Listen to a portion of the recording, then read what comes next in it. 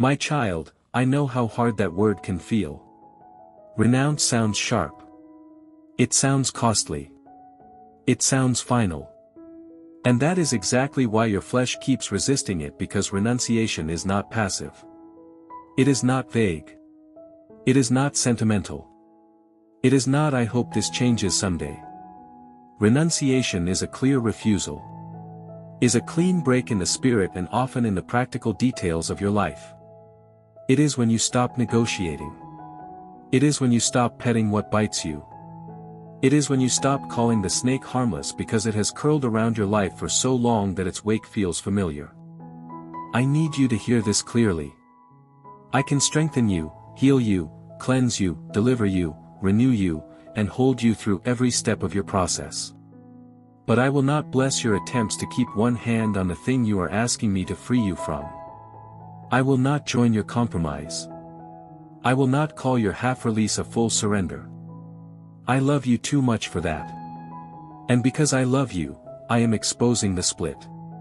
There is a split between what you are asking and what you are allowing. There is a split between your prayers and your patterns. There is a split between your tears in my presence and the choices you make when the moment of temptation returns. That split is why you feel so exhausted. It is not because I am absent. It is because your soul is tired of living divided. You know what I am talking about. There is something specific.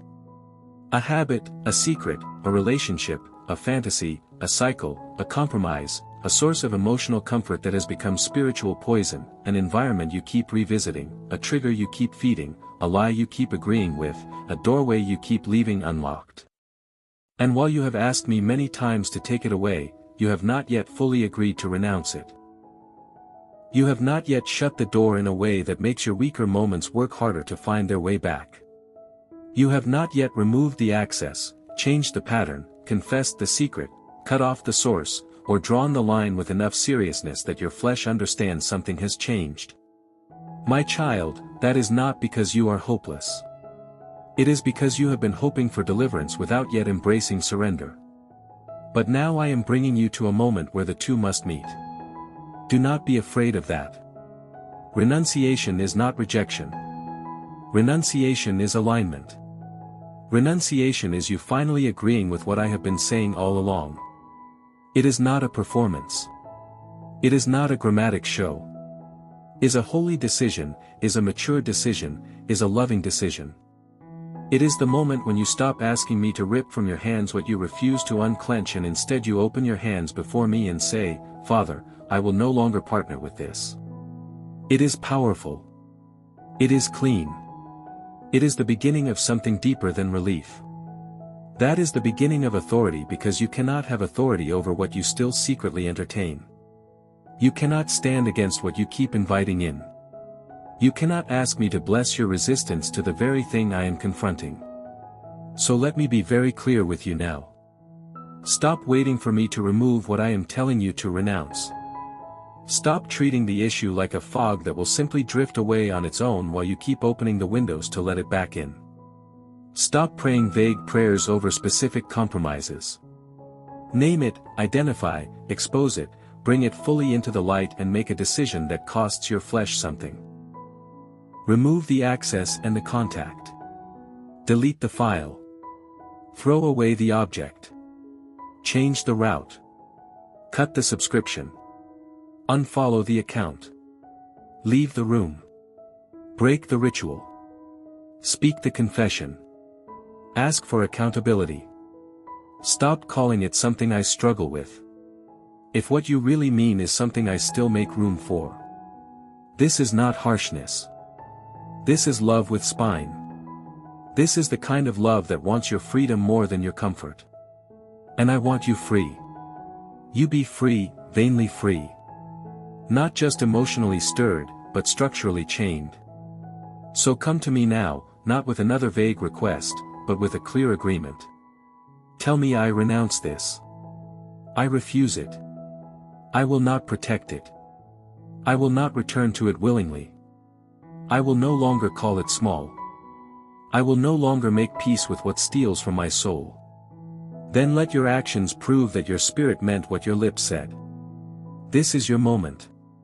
Do not admire the truth and then postpone the cost. Egg that caused it. Choose the clean break. Let your next step be your first real act of renunciation. And now let me speak into the fear that rises when I use that word, because I know why part of you hesitates. You are not always afraid of losing the thing itself. Sometimes you are afraid of losing what it has represented to you. That pattern may have represented relief. That person may have represented being seen. A habit may have represented EST. That secret place may have represented control. That compromise may have represented comfort.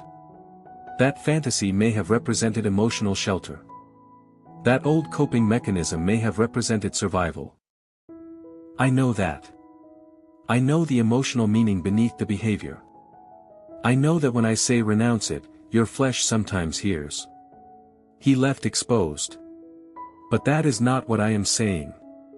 I am not asking you to let go and then stand naked before your pain with no covering. I am asking you to let go so that my covering can become real to you in the very place where the counterfeit has been pretending to protect you. You have been using substitutes where I want to be source.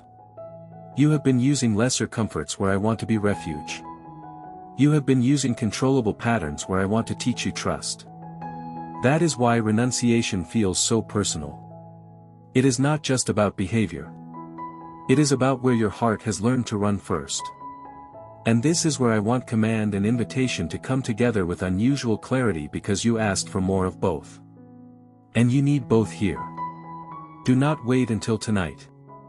Do not wait for the next wave of temptation to decide what you should have decided in clarity. Decide now. Speak it now.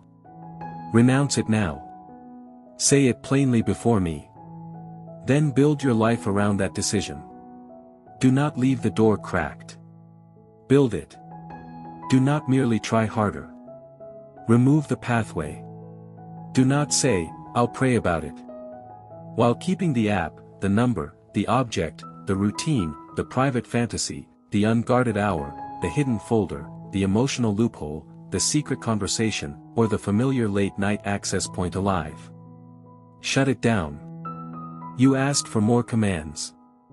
So hear them and act on them. Cut it off above it. Delete it. Unfollow it. Walk away from it. Tell the truth about it. Invite help against it. Stop romanticizing it.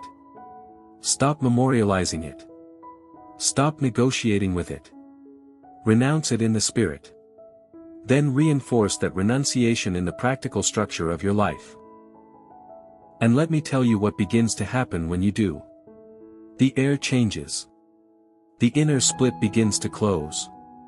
Your prayers stop sounding like someone asking for rescue while quietly arranging another meeting with the thing they need rescuing from. Your spirit starts to feel cleaner. Not because temptation vanishes instantly, but because your agreement shifts. That matters more than you realize. Agreement is powerful.